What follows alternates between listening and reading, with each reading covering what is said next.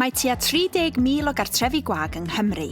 Mae'r fenter effaith gymunedol yn prynu adeiladau sydd angen eu trwsio ac yn gweithio gyda phobl ddifreintiedig o bob oed i feithrin eu sgiliau personol a'i sgiliau cyflogadwyedd wrth ddod â bywyd newydd i dau gwag.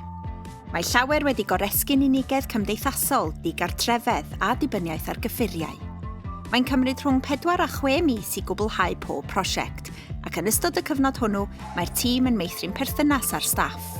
Ymunodd Jade ar rhaglen yn 2019. Yn fam sengl i 2 o blant ifanc, roedd Jade yn ei chael hi'n anodd i ddod o hyd i swydd a chael y cydbwysedd cywir gyda'i bywyd gartref. Fe wnaeth datblygiad Jade gymaint o argraff ar y tîm, fel iddyn nhw ofyn iddi fod yn swyddog llesiant i'r rhaglen. Mae Jade yn cyfarfod â phobl ar y prosiect yn wythnosol ac yn ei helpu i oresgyn unrhyw rwystrau. Mae'r cyfranogwyr yn dysgu bob math o sgiliau, o blastro i deilsio a phopeth rhwng y ddau, ac mae'n bleser gweld eu cynnydd. Nod y fenter at y dyfodol ydy parhau i gefnogi'r gymuned leol drwy helpu pobl ddifreintiedig i ddatblygu eu sgiliau personol a'i sgiliau cyflogadwyedd fel y gallen nhw wneud dewisiadau bywyd cadarnhaol.